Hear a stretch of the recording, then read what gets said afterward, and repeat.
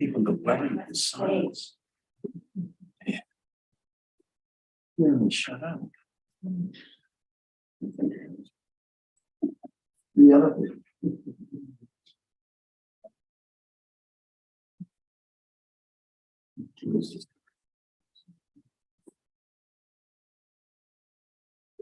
Names to the clock. Right, and now my welcome to this meeting of the regulatory committee. And are there any apologies? I notice Councillor McDonald's not here. You heard from him? Spring. Sorry? He's in an Osprey meeting, so he'll be there. Okay. Do we record that as an apology? He'll put it down as an apology because he's cross purposes. I'd like to move that as an apology, please. Happy to move. Thank you. Councillor McDowell, all those in favour? Thank you. Are there any declarations of interest around matters which will be before the committee today? I am in a consenting process for an existing dairy at the moment, so with the Environment South. Thank you. That's not a particular topic of discussion today, just as a general. Thank you. Public forums, declarations, deputations. Haven't been told of any of them here. Confirmation of minutes from the meeting, the last meeting we had was on the 16th of November last year. And I invite somebody who was present at that meeting to move that to true and correct record. Thank you, Alston.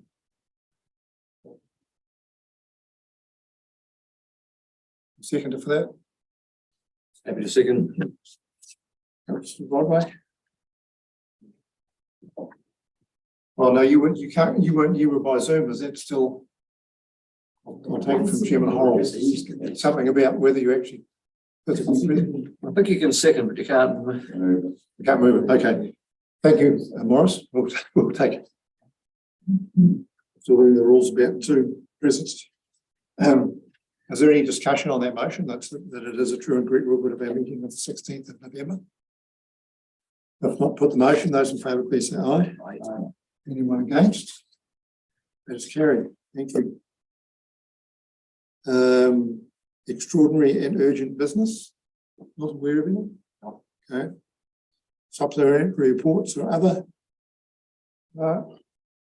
Any questions? I did actually send an email inviting committee members to submit questions if they had them. So, and I just asked if you do that, would you put them in a few days prior to the meeting, if you would? That enables me to get information from staff if I need to. I'll assume there's no questions. So item Chairman and Council's reports. I don't have a separate report. All right, the General Manager Integrated Catchment Management Report. Item 1. Thank you, Chair. I'm going to take this report as read, and normally Ali Mead, who's the manager for Biodiversity Biosecurity, will be here. You may be aware that Ali is part of Environment Southland and Emergency Management supporting the emergency management response in Auckland. Ali is up there now providing assistance in that EMS or ECC sort of approach, and so she can't be here today. So I'm going to take this report as read. I won't be able to add much more than what's in the report, but if there are any questions and we can't answer them around the table, we'll take them away and bring them back. I know that Bruce may be able to shed some light on the exemptions that, if you note in the first page 9, there's been 3 exemptions, and Bruce could probably provide some clarification on the area one, because I think the other 2 are quite self-explanatory. Yeah. Thanks. Really, Mr. Chairman. I thought that there may be some interest in that exemption, and was aware that Ellie was up in Auckland, and kudos to her for doing that. Having worked with Ellie in the ECC in the February 2020 floods, she's awesome, and she'll be hugely appreciated up there in the situation that they're in. So I touched base with Catherine McLaughlin, who's unfortunately unavailable this afternoon, and she did give me a bit more context around that exemption. You might be wondering why we granted Undera exemptions. This was a contractor for MPI who has a contract for assisting with Undera removal, and it was effectively a trial of a removal technique. So not exempting, allowing Undera to be brought into the area, as an exemption to facilitate some trials around removal technique. Thank you, Bruce. Can I ask about the Bengal cats? Those are being kept with pets, I imagine, are they? You've got obviously your what do you call it? Sub-breed of cat, which are associated potentially with predation on native bird species and things, so they require an exemption. And there's usually conditions appended to that, but I can go in a bit more detail through the biosecurity team if you want. Okay. Have we confirmed that one will be walked? We've got them. Yeah, I'm not too sure on that. I did ask Ellie that I can follow up and find out what the actual chain of events was on that. Did get some media coverage, so happy to follow up and get back to you from there. Didn't you report to a previous meeting? Yeah, I think if I remember rightly, through you, Chair, I think we're satisfied that it didn't get there by its own means. means. And it was, I think I'm looking, was it shot? It was shot. So we're not sure how that then arrived in the area, but certainly we're pretty confident that it did make the. Could have walked, got hit by a car, then they shot it just to make sure. Yeah. Is anything's possible? Yes, we rule out suicide, I think. But I think I can share that the biosecurity team are not treating it as an incursion. I think that's probably correct. I'm looking to my colleagues in comms. That's right. Yeah. Thank you. Yes, Morris. Hello, Mr. Chairman, on page 10 is right now the issued I guess that was last year, since 2019. Yesterday, we had a meeting with the Fjordland Marine Guardians who were here. They expressed some concern before we about the compliance that might or might not be occurring in Fjordland in relation to those clean vessel passes, and whether or not the amount of compliance is sufficient to ensure that everybody who does go in there actually has one and has a clean hull. Can we comment on that? And as the view was, and it was there, whether that's right or not, there was a concern that compliance might not have been as good as it could be. Yes, through your chair, I'll attempt to answer. I think really good and pertinent questions. I think from a regulatory compliance perspective, we have tried wherever possible to make sure that when we are in Fjordland, whether we're dealing with biosecurity or a harbour master issue or a consenting issue, that we try to take an ICM or an integrated catchment management approach. So we take as many of the team with us to do as much work as we possibly can in those events.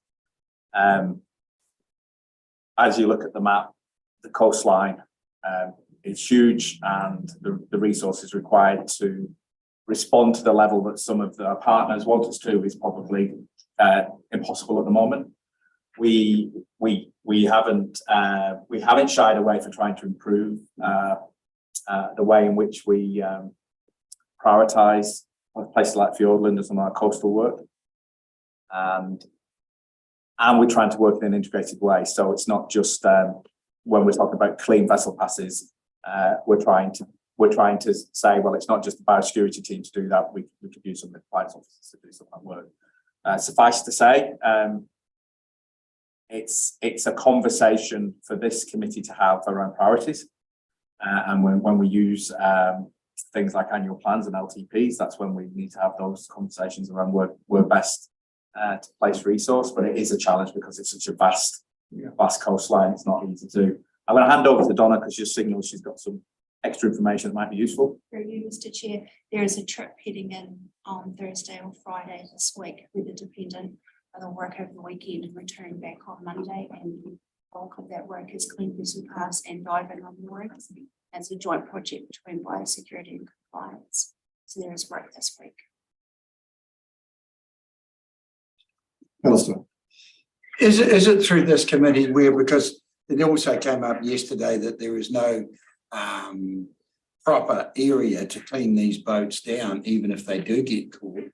How can we push that further forward with Southport ideas and make sure we do have an approved system? So through you, Chair, I think I've said it on a few occasions. It is the haul out facility by way of an Environment Southland project is an active project. But it's not something that we've got a resolution on, to say that we've got an active sort of build project. We're exploring with a number of partners and organisations around, if there was to be a haul out facility, how best to do that and where best to do it and who should be involved. So we're at those early stages. We attempted before Christmas to have a meeting with ICC and the port, and this is at a staff operational level, not at a governance level, around how best to progress those conversations. Also acknowledging that there'll be other interested parties that we should be also speaking to. So my intention is, once we've got a kind of operational understanding of what's possible or what's not, is to bring that back to council for a bit of discussion. It's something that's been on the book for a while, and I also acknowledge that that's frustrating for council and as well as for some of the partners that see that as a key part of the tools that we use when we're talking about biosecurity, because you're quite correct. Without an ability for somebody to haul out the boat and clean it in a way that it doesn't actually return to the coastal marine area is really important as well. So it's something that I've said a few times that we're working on it. We've not, hand on heart, we'd like to progress a bit quicker, but certainly just need to have those exploratory conversations with the operational staff before I can come back with a bit more information. I know with my wife, if I tell her I'm going to look at it, that's fine. It'll get done within about 3 years. Now, what's the date that this is going to be done by? Can I just ask for clarification? You mean the initial meetings or the actual? Well, we will get some resolution that we're going forward. No, just to say, we're not the only partners in this. I know, I understand We have to deal that. with, There's a lot of things happen around it that I'm sort of half by noticing. I wake up every now and again that basically we've got to put a date on it where it's going to be done. Because this is pretty important in my view. I'm happy to And I'm say suggesting July 14. I probably would be best to take that question away, come back with a more thorough response into the timeframes. But the desire to see it move on is not lost on me, and it's been raised, I know, 4 times recently. So the keen, whether it's through council update or whether it's through the regulatory committee, to come back with a more comprehensive response to timeframes. Mr. Holes has been diplomatic. We have a number of parties to deal with. This has been ongoing for a while. The original plan was to rebuild the ramp and the walkways around it.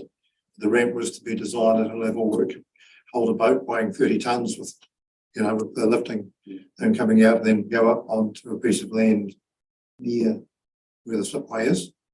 But that's all got to be worked through because you've got 3 owners there, or 3 parties involved. But it is making some progress. There is money available. People are talking to each other. I understand City Council have some good plans there now for the ramp itself and the walkway. So we've actually made some progress on paper. And a whole lot of people, including the residents of Bluff, would like to see it going as soon as possible. I do understand that. Yeah, but Paul can't you can't get him to put a date on it because it's not within his ability to do that. But I do understand the damage it's doing on the other side too. Just if I add to that, Mr. Chairman, the 2 things that slowed this down. One was the loss of the marine fee, which was a funding source we could use. COVID's the other factor. It's definitely back on our radar. But my other question was, people that are, and vessels are pretty protected themselves. Is it public knowledge which vessels actually have the clean pass? Because if that's public knowledge, I think we've probably got people out there who would also be keeping an eye on the boats. It's not the total answer, but most people aren't in that area. They want to keep fuel protected, and that might be a simple way of actually getting a bit of public surveillance that could be brought back to us. That there's a boat here and they don't appear to have a clean pass. Is that something that would be possible? I think it's something that we can come back to. Yeah, could I suggest that might be, there's a lot of recreational people certainly going over to the coast looking for the tuna. During the summer period, it might be a good time to have some comms about the requirements for clean vessel passes for the vessels that are affected by that, just to inform the public. The main risk appears to be the ones that are moored at Stewart Island or Bluff. The recreational ones that have normally been in fresh water and are dry, probably, well, they need to be educated. They're probably not as big a risk, as I understand. So Councillor Ludlow was sitting in on a meeting and has indicated she would like to speak. So with the agreement of the members of the committee, Councillor Ludlow may speak. Loaded questions. No, it's, Thank you. I think we're, I did have 3 questions, but thanks to Councillor Gibson, I've only got 2. Firstly, the Field and Marine Guardians were really pleased with, and as are we actually, the clean vessel pass, and it's actually the difference that it's made. So my first question is, have we got a review time for that, how that's working? Like is it due to be reviewed this year or next year or whenever? Because there were some suggestions from the Field and Marine Guardians around well, the haul out for a start, but also more work at the top of the cliff rather than the bottom. So I'm just wondering, that my first question, rambling, is have we got a review of that program set yet? A date for that? I can Mr. Chairman, unless Mr. Hulse is aware, we'd have to take that back with to the biosecurity team. But picking up on Councillor Cook's comments, I was in the Field and Marine Guardians meeting in the morning prior to your discussion with them in the afternoon, and the issue about the increased levels of activity, from what might be 30 or 40 boats at Milford on a good day through to 100 plus now, which the Guardians, who are a pretty knowledgeable bunch, felt was quite driven by the unusual fish species, target species that are now sort of being brought in by the marine heat wave type conditions. So there's an increased level of activity. It probably seems very timely to do some more publicity around it, because there might be some people who don't normally go to that area who are now coming into the area, and we can certainly follow up on the review side of it. Just, there's always opportunities for review and improvement for anything, so it would be, having one in the pipeline would be helpful. The other question related to something else that they mentioned, actually, although Mr. Hulse has talked about integrated work within the catchment team, there's also a real need for integration across the regions, because we've got boats, as you say, ships coming from far afield. And so do we have, what integration have we got going with the other teams and our nearest neighbours? So we do engage quite regularly with Department of Conservation, who've got a big role in the area, and through the Harbour Master, Maritime New Zealand as well, and then through that, obviously the work that we do in the cruise ship sorts of space as well. So there's lots of stakeholders and organisations that we integrate with. You can be assured that happens, and probably where we would like to go to in the future is having a fuller work program that's more visible, so you can see actually the different ways in which you're interacting and supporting each other group. But it is a place where there's lots of organisations doing very important work, and crossover and duplication can happen. So the more that we try to be clear about our intentions going forward, the easier that becomes. I guess my question really is about, are we on the same page as the Otago Regional Council?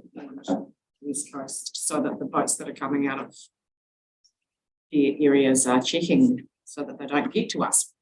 So we're, as I understand it, through the biosecurity conversations with ORC and ECAN, there is the development, I think, of pathway agreements as well. Now I'm not sure that they've been finalised yet, but certainly those conversations have started, and perhaps Ali can provide an update in the next regulatory committee. Yeah, Mr. Chair, further to that also, as you on the council last term, we remember that there was a biosecurity related prosecution, which I guess identifies to people that some consequences of not following the right process. And that certainly was shared across all the regional councils. And so I guess it's maybe another time to crank up the communication on that aspect when there's clearly a lot of increased vessel activity in the Northern coastline. As Mr. Hull said, it's a very, very large coastline with multiple entry points. So chances of having a suitable washdown facility at every entry point might be a fairly big ask. But obviously there's strategic opportunities to work with some of those key stakeholders about if you're going to have these facilities, where would you put them? Thank you. Are there any further questions in relation to that report, item 1? Thank you for presenting it. Well, and the recommendation is the council resolved to note that report. I have a mover for that, please. Elster, seconded by Chairman Hall. Thank you. If there's any further discussion, put the motion. Those in favour, please say aye. Aye. Anyone against? Thank you.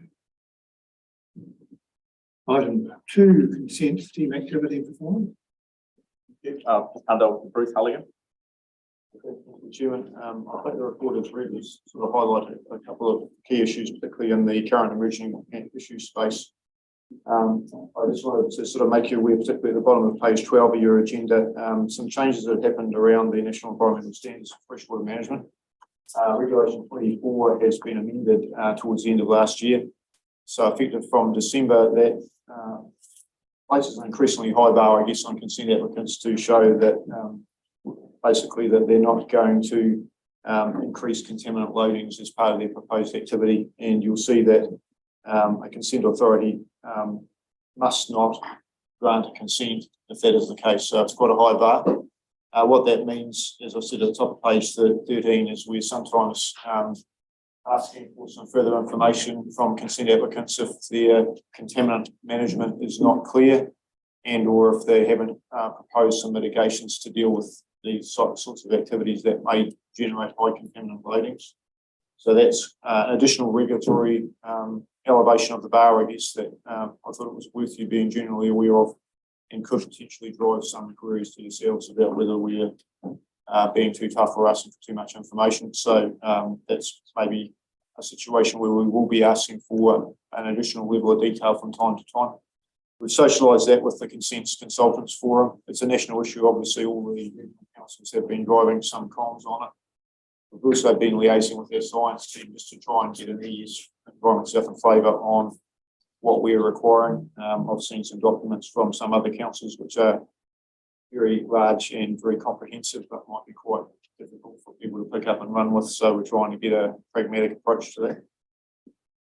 Second thing I wanted to highlight here from the legislative perspective, which is quite important, is that there used to be no requirement to consider the impact of global greenhouse gas emissions in our consenting processes, and that exemption was removed towards the end of December.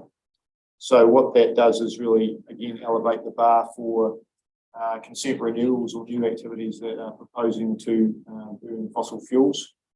And so there's a general requirement to demonstrate how we'll move towards meeting the national targets or national direction around global greenhouse gas reductions. So a couple of applications that have been triggered by that to date are existing operators, just existing industrial operators, which have done a reasonably good job of showing transition from fossil fuels to a range of fuels, biofuel type cleaner production. So that's worth, I think, you being aware of as well, is that if people just lodge an application for status quo, I'm going to burn fossil fuels for the next 25 years, give me the consent, they're likely to get some queries from us. And that's again, a nationally driven thing. Can I address that? My question is. Yes, you have forgotten. Thank you, Mr. Chair. Yeah, no, thank you for that. That's very interesting. And well, I always ask a question about Fonterra's coal use and the greenhouse gas, the volumes of greenhouse gas coming off there. But just to clarify what you were saying, Fonterra have talked about making the change by 2037. If they say that to you, that they are in the process, are you going to grant them or renew their consent should it come up shortly on the promise of good behaviour rather than actual evidential changes to behaviour? How are you going to manage that? Because it sounds as though you're saying, yes, if you're talking about or you have something in train, we will grant you this consent. But is that good enough? To my mind, it's not. Yeah, through you, Mr. Chairman, we're probably looking for some firmer commitments in the application document. And we've had this with one of the industries where they've given some pretty firm commitments that we've carried through to effectively consent conditions. With the Fonterra decarbonisation program, I think you'll probably hear a little bit more detail on that tomorrow at your scheduled site visit to Fonterra Edendale. My understanding on timeframe was either 2035 or 2037. Don't want to sort of prejudge any processing of their consent application at this stage or anyone else's for that matter, but I guess just raising awareness that there's increased scrutiny through the consenting process. And it's also noticeable that we get a lot more interest from the general public and stakeholders around how these things are translating through the consent process than you did 20 years ago. If I could just add to that, with regard any decision that your department might make about how you view that, let me put through the council, because that's something that I think is, given recent events in the North Island, is a far more pointed question than it was perhaps before. So, you know, thinking out to 2037 or 2035, that's an awful lot of greenhouse gas going up into the air between now and then, which is going to have effect. So I just wonder at what level that decision should be made.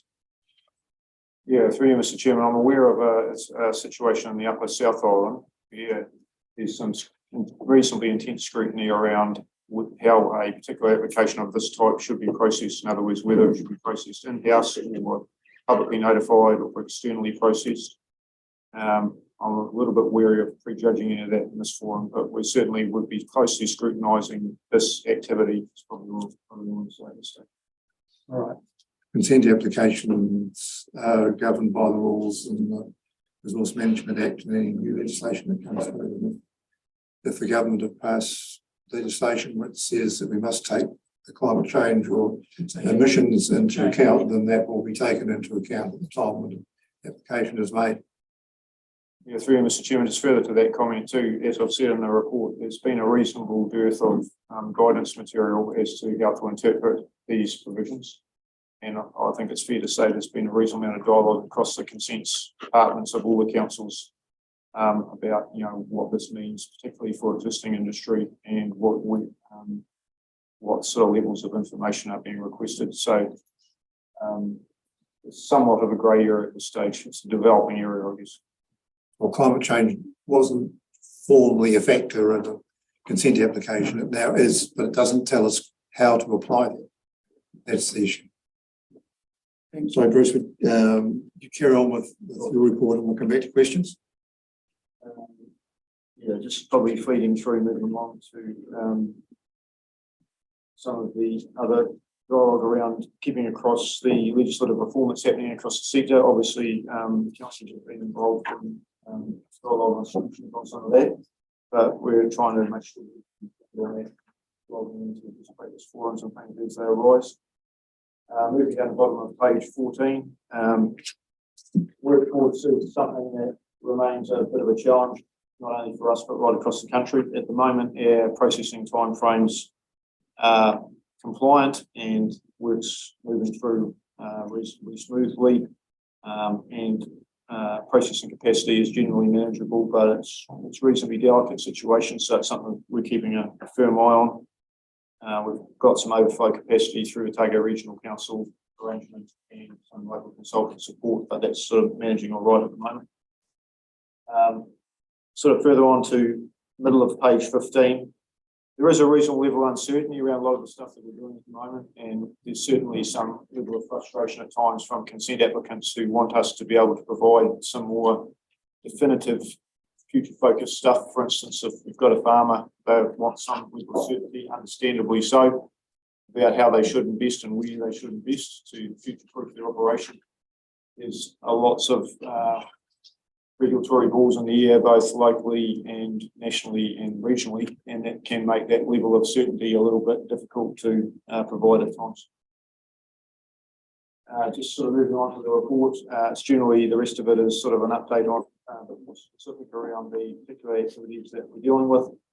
Just an update on page 17. I've talked about a mediation process that we've been involved with over the Alpine Group and some other parties. There was an application for a floating facility in Cascade Cove, Dusty Sound. The original application was declined. We're in a mediation process at the moment. First one was on the 5th of December in Dunedin. Second date had been scheduled for 16th of February, which is tomorrow. Obviously, that's been deferred while some further dialogue occurs. It's sort of sub judice at the moment, so I can't say too much more about the specific content of that. And just a couple other items on page 18. Second last application, Corner Farm.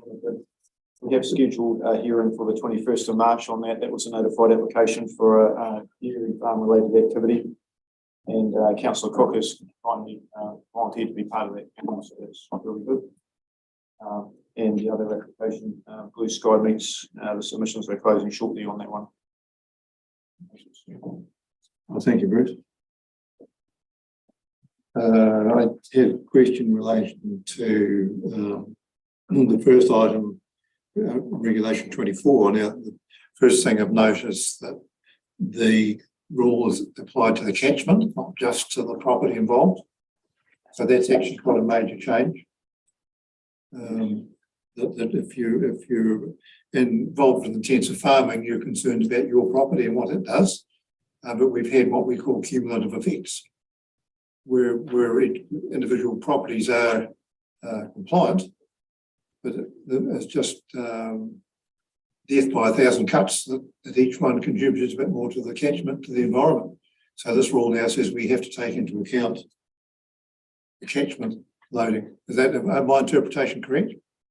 Yes, Mr. that is correct, and that is quite a high bar, as I've said, particularly for catchments where there's degraded water quality. And again, it puts pretty firm emphasis on consent applicants to demonstrate what mitigations and improved practices and things they are doing that they can provide a level of comfort that we're able to grant the consent. I just see it as a major change and affecting the area beyond the property involved. Anybody else want? Yes, Chairman Paul. There was a number of municipal and township wastewater consents coming up. Is the changes of Three Waters, are they coming through the system, or are people sort of waiting to see what happens? Mr. Chairman, we've got a couple of the bigger communities in Southland where the applications are, consistent renewal requirement is looming. We've had a couple of small scale existing schemes which have lodged maybe the middle of last year with some incremental improvements seeking reasonably short-term consents, and I suspect that the Three Waters uncertainties may have some element to play in there. So we haven't had any of the more significant community wastewater systems come up for consenting as yet. So if that answers your question or not. So have we any unconsented schemes out there at the moment that have lapsed or not? No. I mean, a number of them are quite aged, and the consents themselves would probably no longer reflect best practice. We're generally having some pretty good engagement with the territorial authorities about the issue generally, and they're trying to be proactive as they can. Moving systems from discharge to water to discharge to land is no mean feat, as I'm sure you understand. Councillor McPhail.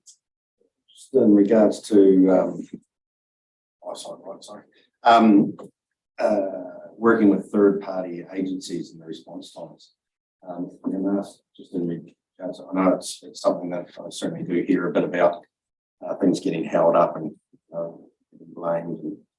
And yes, I know it's a bit out of our control, but it's actually, I'm just more thinking around putting long-term plans and annual plans, and that is it actually a funding capacity building side of things, and I think it would be good to get something back in front of us if there's a way of we can help and work with this, because this is about doing business with our community and making sure things getting done on time and going. So it's hugely important. And as we look in the future, there'll be more people have their say, so to speak, in some of these consent and we're putting the rules out there. The government's put the rules, but maybe slowing the system down and frustrating some of the people we want to get on, you know, with their community and that. So, but just more time, it'd be great to get feedback and see where we can on that funding or whatever. And it's just to know that the issues and deal with them.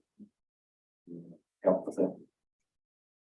Well, as you say, we're dealing with other agencies who work sometimes their own timeframes.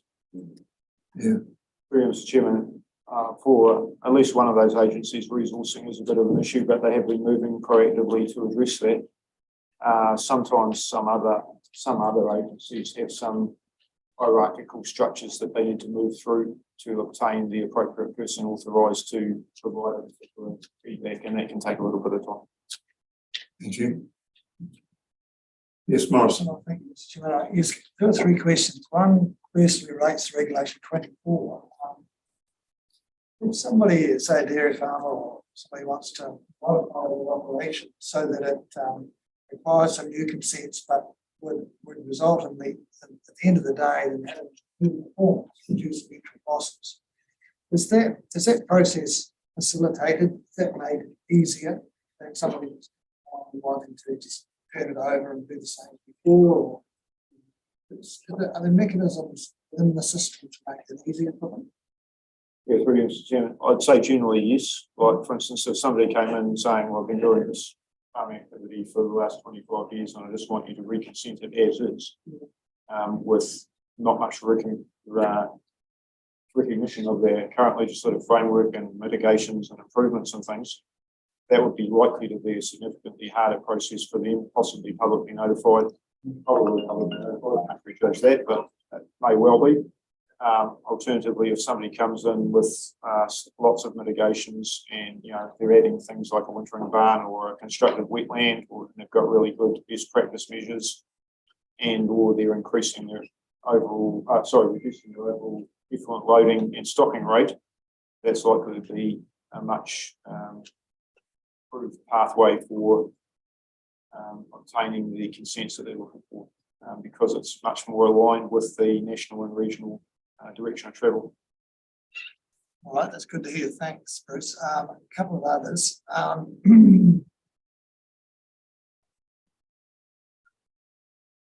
On page 16, regarding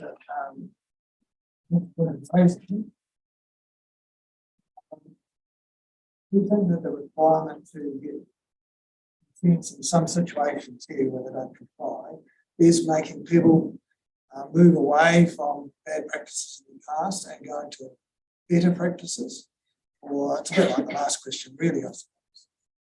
Is it having a benefit in the sense that people are doing better practices that don't need a resource consent?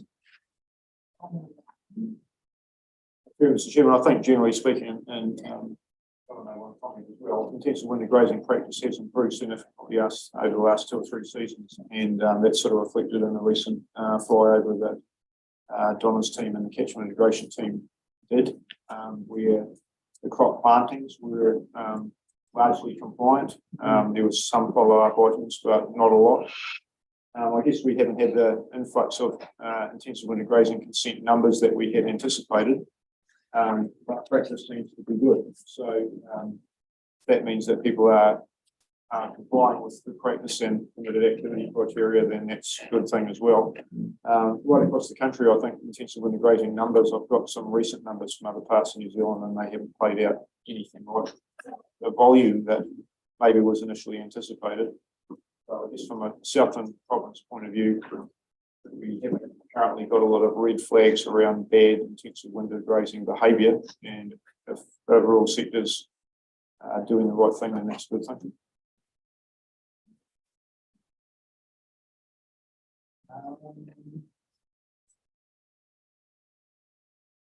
Oh, no, that's all. Thanks, Mr. Chairman. Thank you, Morris. I've just got one thing which I'm going to relate to consents. That when it comes to consent hearings, there's now only 3 councillors who are available to assist with those hearings. And I think we need to do better than that. In the past, we've had 8 or 9 councillors who have been qualified through doing the good decisions course available under the RMA. Now, Jan will, I gather she already has sent out some timetables, but she didn't get any responses. So it's not just councillors on this committee, it's all of the councillors. Councillor Ludlow, Councillor Roy and myself are the only ones now who are able to sit on hearings. I think we need to do a bit better than that. So I'm encouraging you, stick your hand up and go and do the work. There is quite a bit of work in it. Do the work and get yourselves qualified. Indicated I haven't seen the timetables. No, I haven't received anything either. Not so they indicated. I will reiterate that it will be coming out. I understood it had been, but I hadn't seen it because I've already got mine. The chair's ones, of course, next week, I think, but most of the councillors will need to do the Or next week might be a bit out with all. entry level first anyway. Yeah. So I'll encourage you to do it. It is a learning process, even if you don't sit on hearings. It's a learning process which is quite valuable, and you meet some interesting people. So how should we facilitate that, Mr. Chairman? Should we individually ask Jan for that if we're interested, or? I'll get Jan to send it out to all of the councillors, the schedule inviting indications of interest. The council funds these, so there's no cost to the councillors. Quite a lot of homework. Yeah, there's a bit of work involved, but it's interesting work. It's good learning. Are there any other questions or commentary around item 2? Did you get them? Oh, sorry, I can certainly extract that schedule and make sure it's Jen's possibly already got it, but I'll send it through to her so it can be circulated. The other point on that too, and Councillor Crooks recently facilitated a pre-hearing meeting for us, which was good. We sometimes try and use, or quite often try and use pre-hearing meetings prior to an actual hearing to see if the issues of contention can be narrowed a little bit or sometimes resolved. And those are quite a good forum and quite an interesting forum as well. And sometimes we've used external parties from outside of the province to chair those, and sometimes there's reasons why you would do that, but it was really useful to have councillors available to do that, so that's appreciated. Yeah, I think it's important that councillors are seen to be part of the process. And, you know, we're using commissioners a lot. I'm saying personally, I think councillors should be involved in any hearings that come up, sitting beside commissioners if that, or chairing if you've got the appropriate certificate and you're confident about the particular application.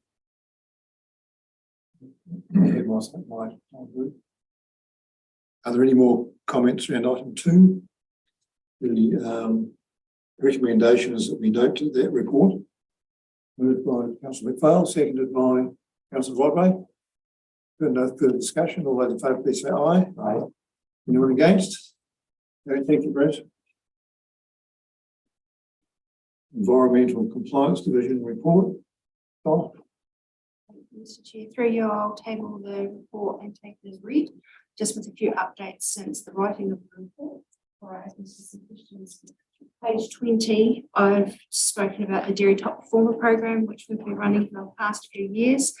Up-to-date stats as of yesterday were 90 have been returned fully completed, 10 not returned in form, and 9 have declined to participate in the program, predominantly due to being absentee consent holders, and they like the security of having the staff come on site to double check that the consent is being adhered to. The 10 who have not returned the forms to date have gone through the scheduled monitoring program, so they'll receive inspections soon. On page 21, we've spoken about nitrogen reporting. To date, we have 718 who have returned their nitrogen data for synthetic nitrogen use. 176 are still to supply that data, and we're working with the rest of the regional councils to have an approach moving forward for those. Intensive winter grazing has been mentioned in a couple of places, and as Bruce has alluded to, there were very few things, cultivation flights conducted by the catchment integration team. 3 have been handed to compliance to have a look at, 2 of which are a possible slope issue. And 1 is just, they're a little bit unsure, so they want us to double check it when we fly in winter. So we're gathering that data together, and we will start to monitor those in the coming weeks. Field and monitoring, as mentioned, we're heading in with the biosecurity team on Thursday or Friday, weather dependent, and spending a few days in there supporting the work that they're doing, looking for Undaria and diving and checking clean vessel passes. Will be support on both while they dive, and at the same time we will take the opportunity to monitor consent and map some permitted activities in that area. And we will also be taking with us a list of all vessels authorised under the commercial surface water activities and checking to make sure that the right vessels are in there at the right times. On page 22, I've mentioned water permit monitoring. So this week we've had our desktop compliance officer start, and their role is predominantly to work through water permits, double checking installation certificates have been received and annual or 5-yearly verification reports are received and fully compliant. And so from there will be a fully reviewed monitoring program where we go out and audit to 4 sites and make sure everything's up to speed with those. And I would like to mention in the gallery behind us, we'll have a number of new team members who have come along today to have a look at one of the many reporting avenues that we all have to meet the team afterwards. And so they're here to introduce themselves post meeting. Open for questions. Sorry, Mr. Chair. Your nitrogen monitoring, is that only dairy farms? So at this stage, everyone has to record the data, but only dairy farms need to supply it to us. When you say everybody, is that cropping farmers, sheep and beef, the whole?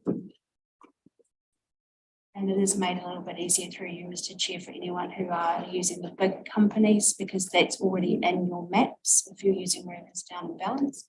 However, if you aren't using one of those big companies, they do need to keep those records for themselves. We don't know what's coming in the future and who will need to supply in upcoming years. What size do you go down to? Reporting? 100 hectares? For a farm. Yeah. Per property. It's per property. Thank you, sir. Thank you. Jeremy. Just in regards to the dairy top performance, have you, when if I see 5 didn't want to be involved or did not want to participate, do you bring in invite another 5 or 6, keep the numbers up? Through you, Mr. Chair. So everyone who is eligible received the invitation, and if they choose to decline, we don't actually have anyone else to sub it. We can go and write it on that. Certain period. So they need to have 5 years of full compliance on all permits, no excessive outstanding debt to Environment Southland, and no health and safety concerns on site. I was going to ask you to tell us about that. As long as everybody understands how to become one of the top performers. That would be a bigger pool each year. Yeah. Through you, Mr. Chair, the numbers do grow. We went up about 36 this year, and we're looking at, if everything tracks the way we're going, we could be at numbers of 80 next year. Thank you, Don. Thank you. Just a comment on the same topic, actually. I think it's admirable. Maybe I'm naive, but I think it's admirable that some of the absentee owners are more comfortable with having on-site inspections regularly. So it's good. Other matters on your report, Don? That's it. Mr. Chairman, there's just one thing on that, on It's crazy again. Second paragraph under that point was page 21. I just wanted to explain a bit more what actually happens there.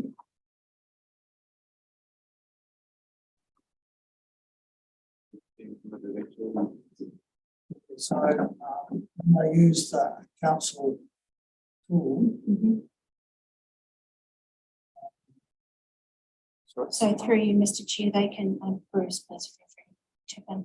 So they can use the tool and actually map out their paddocks and choose whether or not that would meet the right criteria. And whether or not they need 5%. At that stage, if they're deemed to be within threshold and permitted, they can actually push that through voluntarily for us. And we log that in the system so we know where they're intending to be planting and doing what. okay, because they've used the ES tool, so you get a record of. Right, yeah. Further to that, Mr. Chairman, the first page that pops up is a series of checkbox questions of what you're doing. And if you tick all the boxes, you then click at the bottom of it, it gives you a message saying you are permitted activity. In other words, you comply fully with the permitted activity criteria. Then there's an optional link if you want to register that with us, which is useful intel for us because, and it gives also the owner a level of security or certainty that they've made a contact and they've got a record of it. And, you know, if they had a reasonable uptake of that, it's a voluntary thing. Legally, you can't require people to do it when something's a permitted activity, but people see the value in it, so that's been quite useful.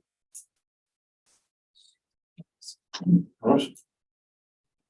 Yes, no, Just following on from that, is that something we should give a little bit more publicity to, is actually, even though it's got an activity actually going through the process, because it would give us a bit more information on what's happening out there. Because I talked to Fiona this morning and I hadn't thought of it, and she said it was on this year. I'm definitely permitted, but she was seriously, maybe I'll go through the process, and I'm happy to do that.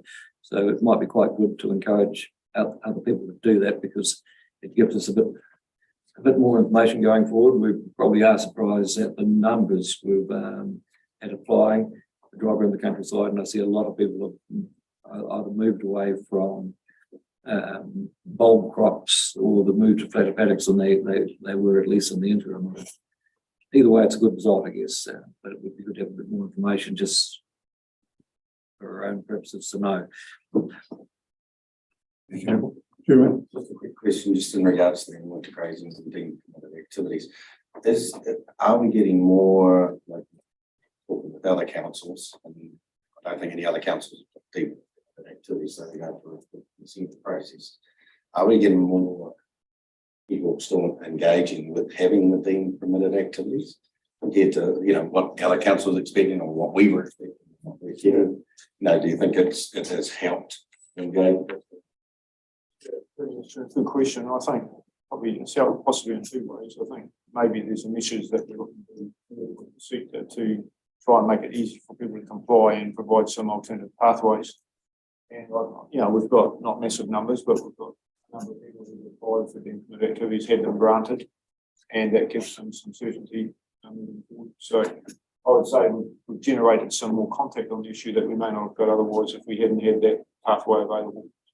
You know, we haven't had hundreds and hundreds of people pick it up, and it's had a level of criticism from some sources, but it's an option that people have available. Councillor Rodway. No, I didn't have another one. Thank you. That's, Well, it sounds like a good thing. I agree with what people said before about publicising that a bit more if we can, perhaps through catchment groups, and that's. Can move the recommendation, Mr. Chairman? yes, thank you, Chairman Hall. Seconded by Councillor Broadway. Any further discussion or question? If not, thank the staff for their reports, and I'll put the motion. All those in favour, please say aye. Aye. Anyone against? That's carried, thank you. Item 4. Integrated Management, Catchment Management Group plan. Sure. So this is a new report that I intend to bring through. So I'm responsible for the regulatory committee and the regional service committee, and it was brought to my attention that all the committees have work programs. Now we're a kind of, let's say, an operational committee where we deal with the regulatory activities, but it was an opportunity to put together our work program that we could use for the year the committee members can provide feedback on and we can bring updates to. So I took it upon myself to start that conversation through this report. And if you're happy, we would continue to be a constant through the year or the financial year in terms of additional updates or work that we will do that's aligned to the regulatory committee that will bring regular updates to it. So if you turn your attention to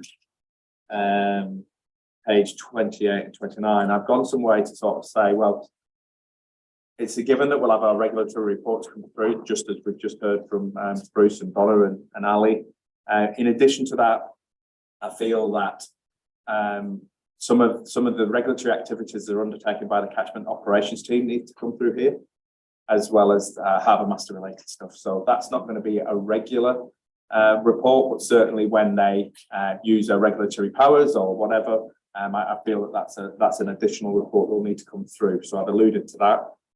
We've also operationally been developing what we call a regulatory framework, and it's about how we, as regulatory practitioners across consent, compliance, biosecurity, harbour masters, river engineering, and that we ensure that we're consistent through our regulatory approaches. And so that's a piece of work that we've done that I'd like to bring to this committee to share.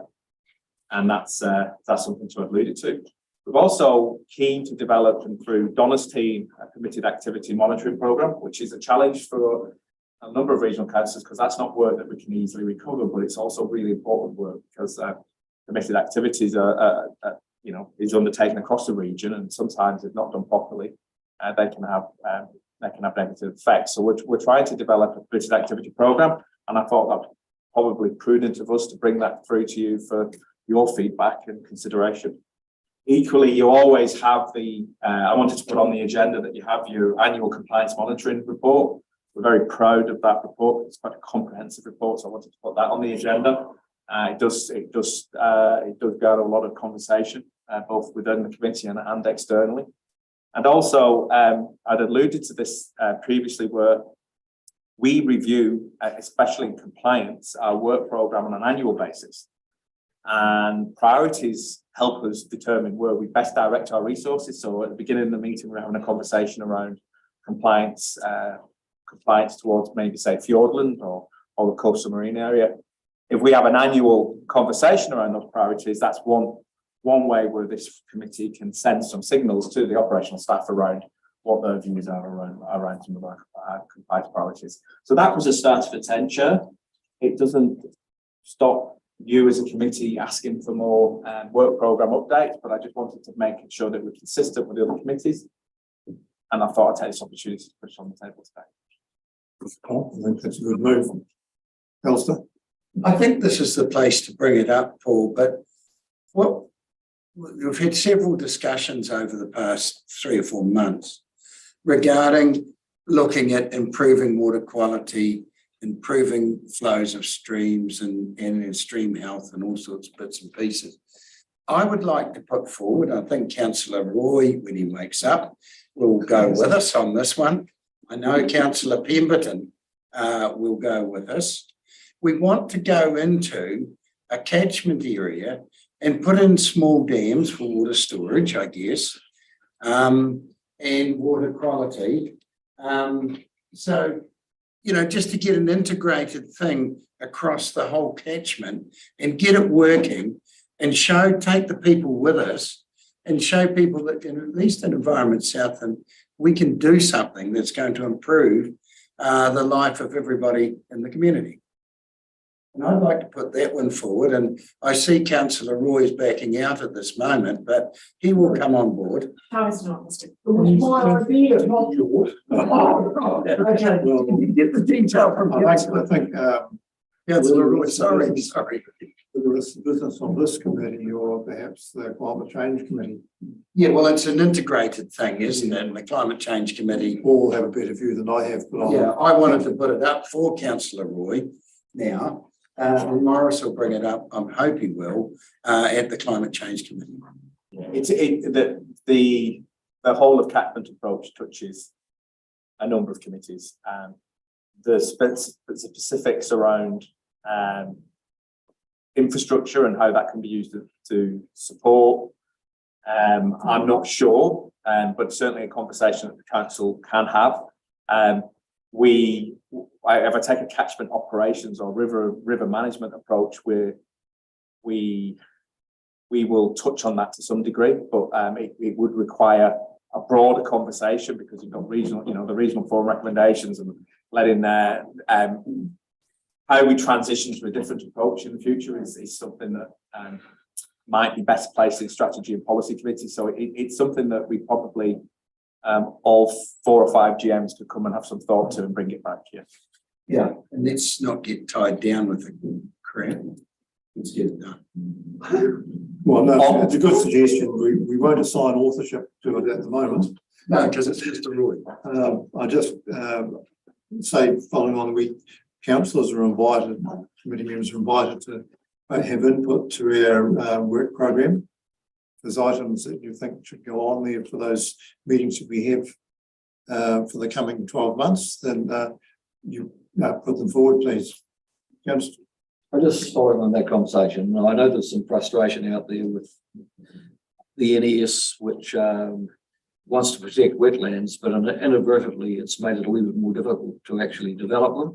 I think that's a conversation that we can, this is probably not the right forum, but through the Climate Change Committee, through Stratton Policy and Policy, but we've got iwi that are very keen on developing wetlands. I think we can probably come up with a comprehensive approach to actually go to government and saying, look, we know this wasn't your intention.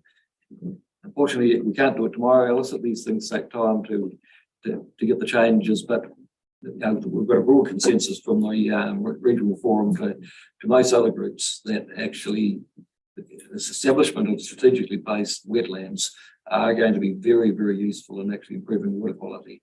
And we know the value in keeping ones we've already got, but wording at the moment has actually captured the development, which I believe probably wasn't the intention at the time. And it could be probably an ordering council eventually that just changes a few words to make it a little bit easier. Because in the old days, 4 metres, 20,000 litres was pretty much permitted activity. Now it's fish passes and a whole lot of other things. And we are actually frustrating people who want to do the right thing. So it's, once something's been put on at a national level, it takes a little bit of time to have that argument and say, look, understand what we want to do here, but that might be an impediment.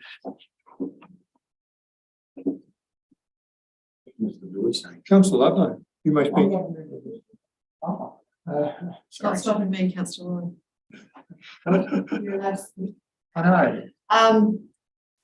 A couple of suggestions, and these are wearing different hats. Firstly, wearing my risk and assurance hat. Just wondering if there's a place for a dedicated report / progress / whatever in the risk and assurance space. Just so that because a lot of your action ahead things will include risk to a degree, but perhaps there's a place for a dedicated item once a year or semi-regularly. I don't know, just a question. And the other thing was, I'm not out of my head. Kind of a subcategory, I guess, about some of the regular things that we have, that you have. It's possible perhaps to have a comms plan coming to us around some of that work as well, so that it becomes part of the business of doing. And kind of dovetails into the risk and assurance conversation too, in a way. Prevention is better than cure. Just asking. Maybe we're investigating both those options. Thank you, Councillor. I would support your recommendation about the comms plan. I think we can actually spread some good news and spread the education widely. Do we have any other commentary or questions about item 4? Perhaps to you, Chair, then I'll update this, and you now as committee start to expect that not only get the divisional report, but through the year we'll bring through the additional reports, and I'll take away your comments on the wider issues. And I don't know, yeah, I'm not sure how best to respond to that, but be assured we'll give them thought to it as how best to bring it back. Unless there's further discussion, I'll move that we note the report. Do I have a seconder for that? Councillor Rodway? Any more discussion? If not, I'll put the motion. All those in favour, please say aye. Anyone against? It is carried. The agenda item 10, extraordinary and urgent business, there was none. That's not. Public excluded business, there is none. So I declare that the meeting is concluded and thank you for your attention and your input. Yeah.